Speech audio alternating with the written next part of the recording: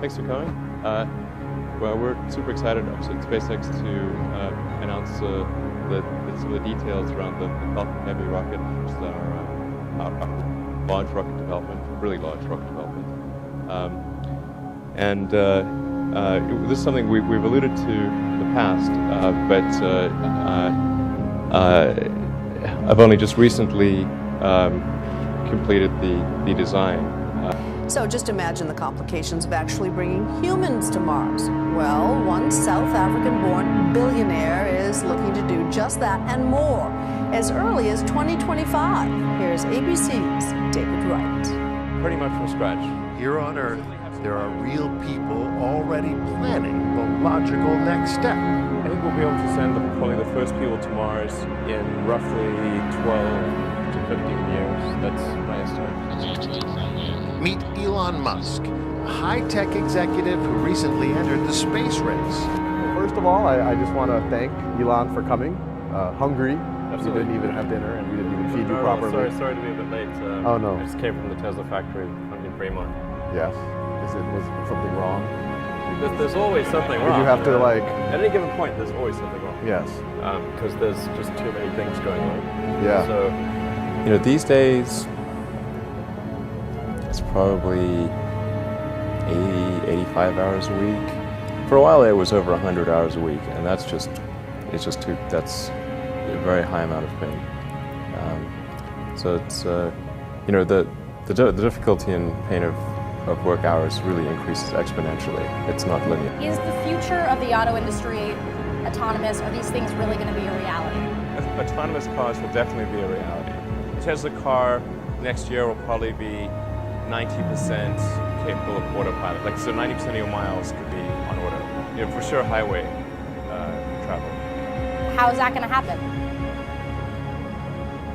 With a combination of various sensors, you combine cameras with image recognition with radar and long-range ultrasonics. That'll do it.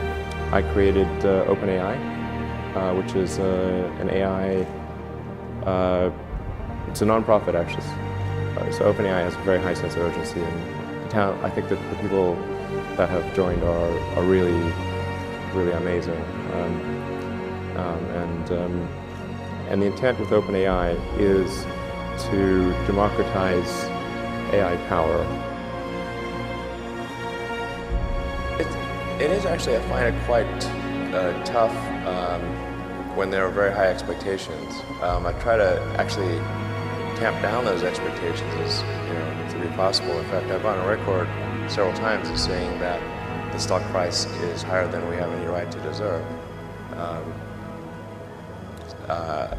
And that's for sure true based on where we are today and have been in the past.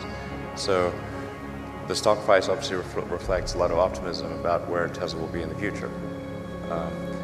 And now the thing that makes that quite a difficult emotional hardship for me is that those expectations sometimes get out of control. Where do you think this goes ultimately as these games continue to improve, graphics get better, but then the simulation gets better? Do we reach this sort of, singularity, this point where sort of, the game and the world is the same thing the simulation is? Imagine if we were to reach such a situation. That would be crazy. If you assume any rate of improvement of video games at all, then one or two things are going to happen. Civilization will end, or games will be so realistic you can't tell the difference between them and reality. And I've heard a lot about this game, Cyberpunk. I like the theme. It's like awesome. And we're actually weirdly was what we decided to have our pickup truck as kind of like a Cyberpunk themed pickup truck that we'll be unveiling hopefully end of the summer. So it definitely doesn't look like a normal car. It looks like it should not be on the roads. And it came out of a movie or something. But so it's got to fit in a normal garage. Right. Yeah. And there's lots of little details that people wouldn't necessarily pick up consciously, just improving visibility. Having the glass like this is actually quite hard because it's so sloped. Is that a special kind of glass? Is that different Oh yeah. Well, normal windshield glass? we are going to be using effectively a form of armored glass for the car. And the door panels of the car are the 300 series stainless steel, and it's so tough that it's bulletproof to a handgun. And why is that important to you to be bulletproof? I mean, It's badass. well, yeah, Super okay. cool. That's super cool. But see, I like that answer. It's a good answer. Do you want your truck to be bulletproof or not? Yeah, I guess I want my truck to be bulletproof. Sure. Exactly. You know, you just never know.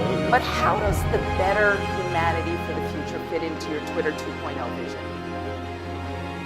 Yeah, so I mean, obviously, with the goal with Tesla is to advance sustainable energy. With SpaceX, we've got Starlink, which is providing internet to the least served in the world, and also hopefully getting humanity to Mars and back to the moon. So we have an exciting future. I mean, it's important to bear in mind, like sometimes people say, like, why waste any money on space? Like, don't we have enough problems on Earth? But you know, the thing is that, like, everyone needs a reason to be inspired. People need a reason to wake up in the morning. It can't just be about solving problems. It have to be things that really are hard. I think I just killed the mic. Okay. So far, the only company to really make money off AI is NVIDIA with the chips. Do you have a sense yet of where you think the big applications will be from AI? Is it going to be enabling self-driving? Is it going to be enabling robots?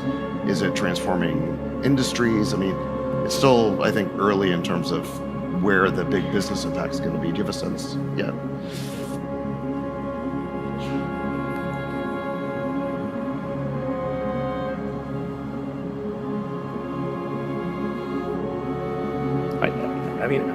I think the